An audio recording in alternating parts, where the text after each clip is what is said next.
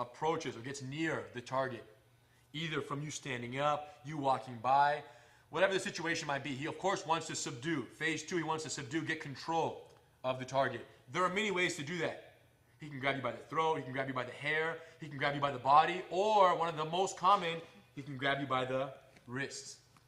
Okay, one wrist, he can grab both wrists, he can grab 2 against 1, many different options on how he grabs your wrist. We're going to cover all of the ones you've imagined, plus many you've never imagined in your entire life. Okay, we got it all. Now, why do they grab the wrist? Because they can pull you in a direction they want to take you, and because they control your hand from doing damage or hitting them, especially if they control both wrists, which we're going to see in the second slice, or third slice. Okay, but for right now, let's focus on just when they grab one hand. What would you ladies do to escape from this possible grip right here? Sage, what would they do? No, for real, what they do? Go, go, go. She would try to go crazy and rip her hand out. Okay? Or some of you might try to go up to break towards the thumb, go harder. Not going to happen. I have a strong grip and my arm is going with her. Maybe bust down as hard as you can. And use your other hand to push his wrist off. Interesting. You know? What happens is this. If the attacker is pulling you, make a base, solid base, please, rock solid. If the attacker is pulling you and you have your base and he still has you by the wrist, some women in this stage will all punch him or I'll kick him or I'll slap him. And it's reasonable except for one thing. If I'm my van is right here. So if I'm trying to take you in a direction, Sajina cannot maintain her base and punch or kick or slap me because she goes with me, look. In other words, she can't reach me unless she loses her base and then I get what I want. So striking is not the most reliable way to get out here. Although it can come in handy sometimes, we need a more leverage-based and fully reliable way to free our hand from a very determined grip. And for someone who grabs you by your wrist, they're not afraid of your strike. True that. Right? Especially if they're going to hold one wrist, they know your other arm exists. Yeah. And you could slap or punch them. It's not a threat to them. Okay? So we need to get out of here. 100% guaranteed. Doesn't matter how strong, big, or crazy, mean, or ugly the guy is. We've got to get our hand out of their grip and free it. Watch how Sajina does it. Magical. One more time. It's amazing. Sajina, that's so incredible. Make a base again, Sage. She has her base. Naturally, anytime someone's pulling you, we talked about that, lesson number 1. Sajina, I have her arm gripped right now. She does not try to move her hand, she does not try to break away from me. Because if she tries to move her hand that way, I can prevent it by holding strong, and my arm is stronger than her arm. Instead, she tries to position herself at an angle to the point where I cannot accommodate that angle or that movement using leverage. Watch what she does. Her elbow comes down and touches my forearm. Now freeze. At this point, I cannot hold her wrist no matter what. It's physically impossible because my arm doesn't bend that way. So she wins. So how do you create this angle?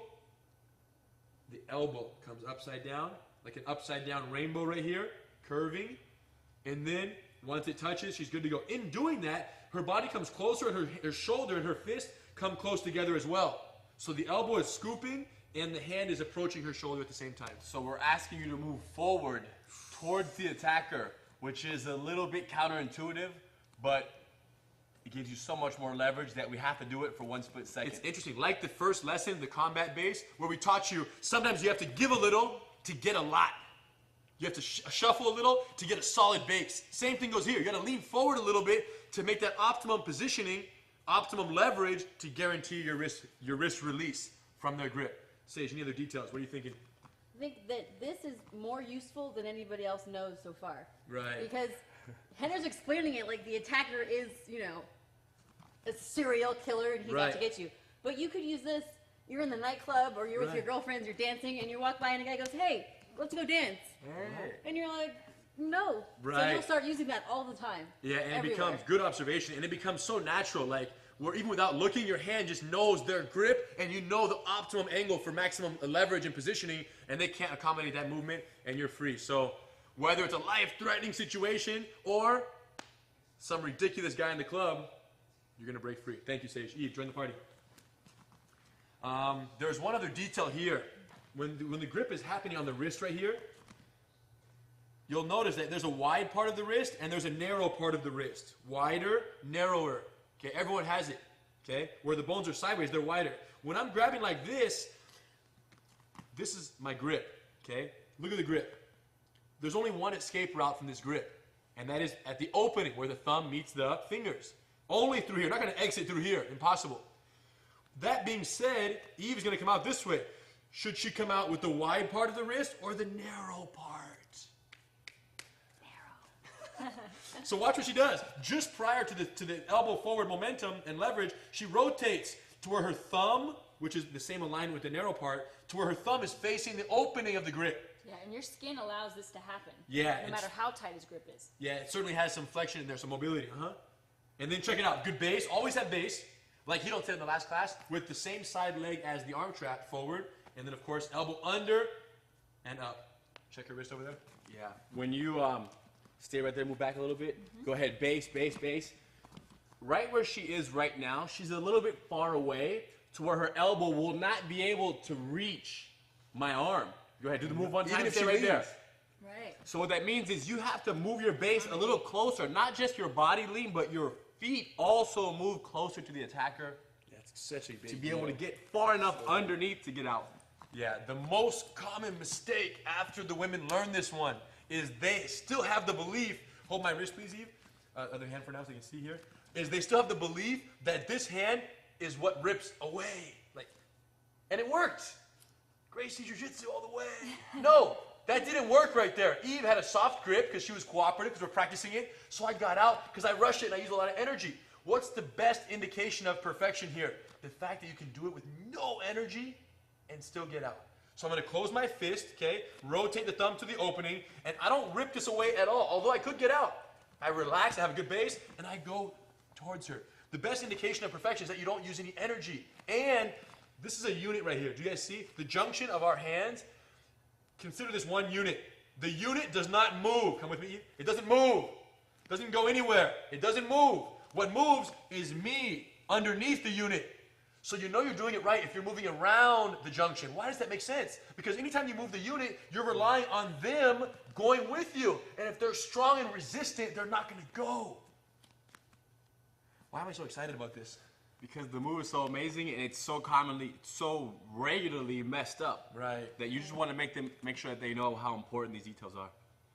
When you grab your partner's wrist right now, and in all the slices for this lesson, don't grab like you're angry at life. Look at my hand, like, just like this for now. Because what happens if we do it 35 times, you guys get all excited and trained to the middle of the night, you're gonna get all burnt up on your wrist. The bad guy only has one chance, and I guarantee you, when he grabs, if you position yourself right, you're getting out. I don't care how strong he is. There's leverage here that he can't accommodate. So the move works in one shot, one kill, it's a done deal. Now, in repetition practice, though, you don't want to burn your wrist, so let's make sure we squeeze gently and give your partner a chance to practice the move. Always in base. Try the other side just for practice purposes. So she's in her base right here. She turns her thumb to the opening, okay, and now her body comes with it under. Incredible. And as she comes under, her hand ends up close to her shoulder. There's no angle, I can't control it. And then, of course, she's gone from there. Another reason why students rush through this is because you're preparing to defend against an attacker. Right. So just the idea that a man is holding my wrist and I have to get out. So that makes you want to do the technique faster. But of course you're training with somebody who is a friend and someone you care about and you trust, so slow it down. And believe it or not, by going really, really, really slow, you're gonna actually... Tighten your reflexes.